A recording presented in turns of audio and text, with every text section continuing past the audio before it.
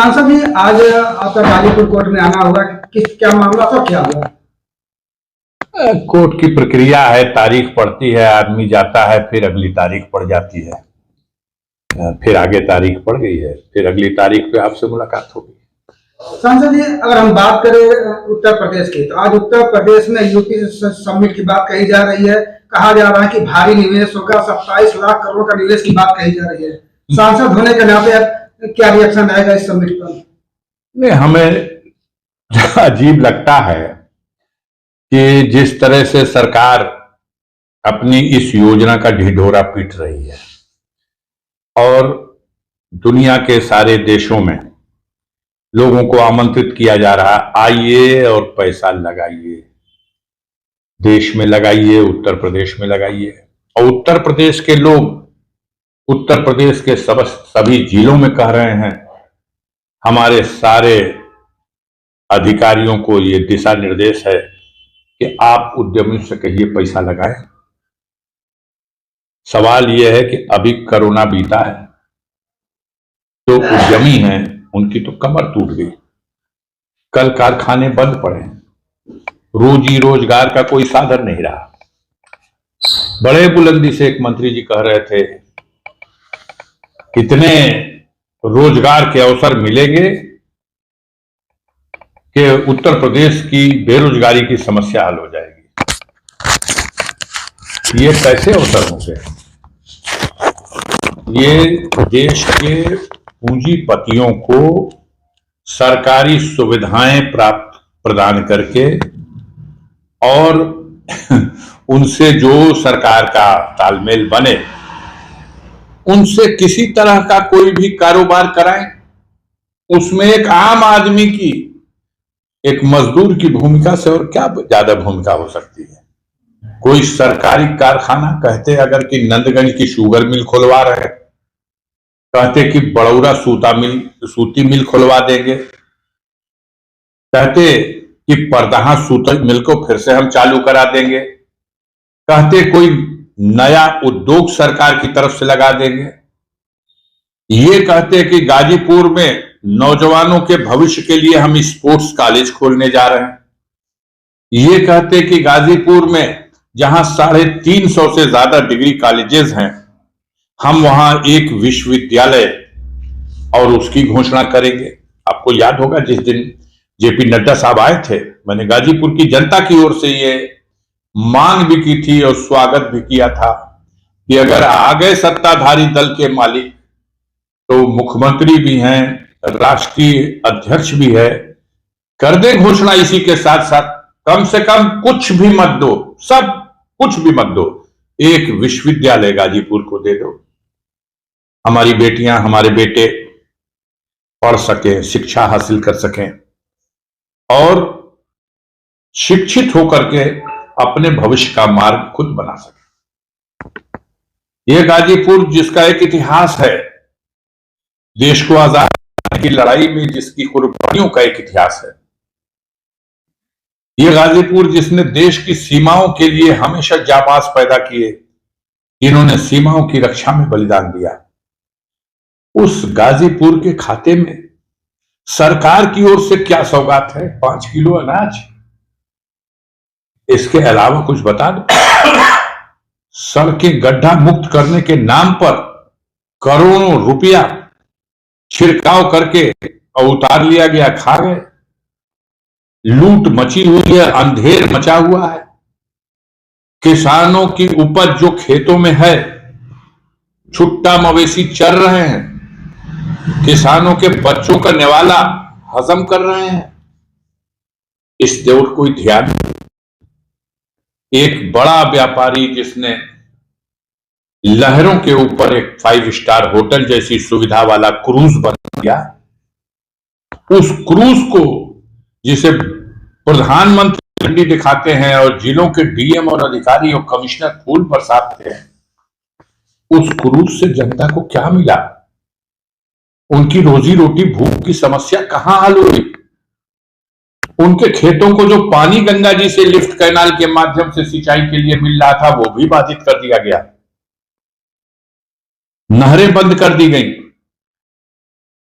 वो सड़कें खोल दी गई जो चह पुल के नाम से सेमरा और रामपुर के बीच, बीरपुर और बारे के बीच ये खोल दी गई।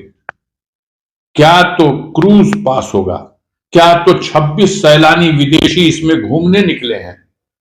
क्या है भाई, तो 12 लाख रुपए का एक टिकट का पैकेज है। आम आदमी से, उसकी रोजी रोटी से, उसकी समस्याओं से उस क्रूज का क्या समाधान है? वो एक विलासिता का, पिकनिक मनाने का, बड़े बड़े अरबपतियों खरबपतियों के मौज मस्ती का एक साधन हो सकता है।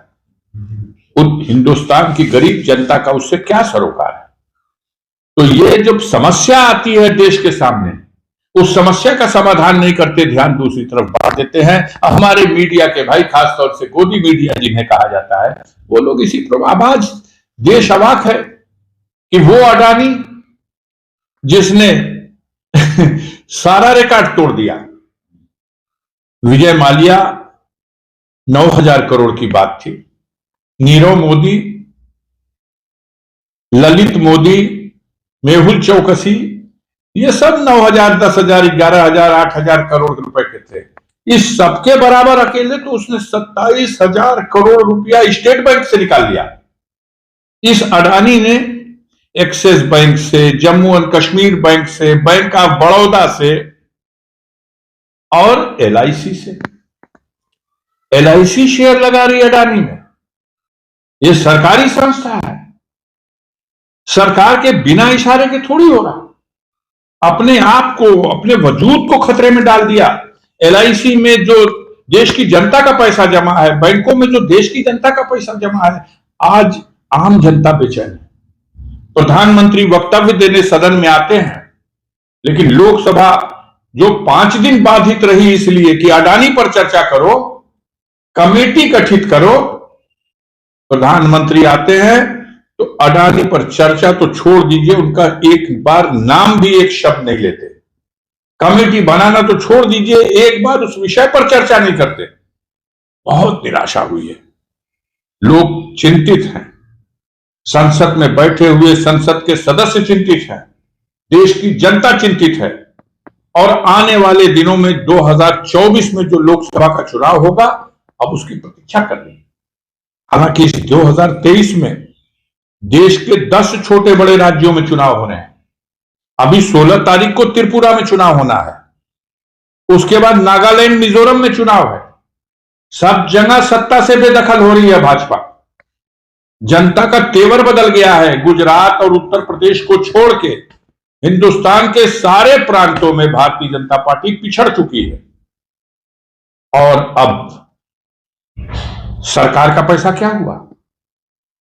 तो सरकार का और ये सारे उनके दोस्तों का पैसा, ये तो खर्च कर दिया गया कर्नाटक में सरकार गिराने के लिए विधायकों को खरीदने को, महाराष्ट्र में सरकार गिराने के लिए विधायक खरीदने के लिए, झारखंड में विधायक खरीदने के लिए पैसा खर्च हो गया। आने वाले चुनाव में पैसों की जरूरत पड़ रही है। तो ऐसी स्थिति में देश अपनी दुर्दशा को पहुंच चुका है और देश की जनता त्राह त्राह कर रही है। नौजवान उदास हो गया, उसके बूढ़े मां बाप ने अपने जीवन की सारी कमाई लगा दी उन नौजवानों को पढ़ाने के लिए। अब उनकी उम्र खत्म हो गई, भर्तियां नहीं खुल रही हैं, कहीं रोजी रोजगार नहीं।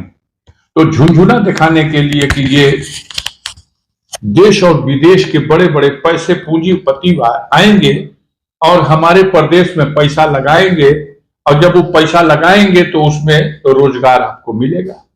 कैसा रोजगार मिलेगा? एक बार मोदी जी ने कहा था कि बड़ी बड़ी कोठियों के नीचे ठेला लगाकर पकौड़ी बेच के 200 रुपया कमाकर घर जाने वाला भी तो रोजगार है, याद है? तो ऐसे ही रोजगार मिलेगा। और इसलिए देश की जनता और देश के नौजवान बहुत उदास हैं। आने वाले दिनों में परिवर्तन का संकेत मिल रहा है और मैं युवाओं से आह्वान करूंगा, आप लोगों के माध्यम से भी, कि इस विकट स्थिति से युवा इस देश को निकाले और नहीं देश का स्वरूप बदल जाएगा। लोकतंत्र और प्रजातंत्र और डेमोक्रेसी का मतलब बहुमत तंत्र में सिमट के रह गया। आज सरकार बहुमत के बल के ऊपर जायज काम टाल देती है और नाजायज काम अधिकारियों पर नाजायज दबाव बनाकर करा देती है। इसलिए आने वाले दिनों की प्रतीक्षा है, देश इंतजार कर रहा है कि 2024 के चुनाव का बिगुल बजे। आपने देखा पिछले दिनों गाजीपुर नंबर 1 पर है। पूरे देश में 543 लोकसभा सीटों में सबसे पहला निशाना गाजीपुर लोकसभा। राष्ट्रीय अध्यक्ष जेपी नड्डा और प्रदेश के मुख्यमंत्री अपनी दूसरी पाली की शुरुआत दोनों ने गाजीपुर से की, संयुक्त कार्यक्रम के माध्यम से की। और गाजीपुर की जनता ऐसा बाइकआउट करी है कि उनके कार्यक्रम में 3200-3500 लोग बमुश्किल अधिकारियों, कर्मचारियों, आंगनबाड़ी और सफाई कर्मचारी और फोर्स और पुलिस को, होमगार्ड को लेने के बाद भी नहीं हो पाए। तो इससे संकेत तो मिल गया। बाकी महान लोग हैं, कोई बूढ़ा भाग करेंगे।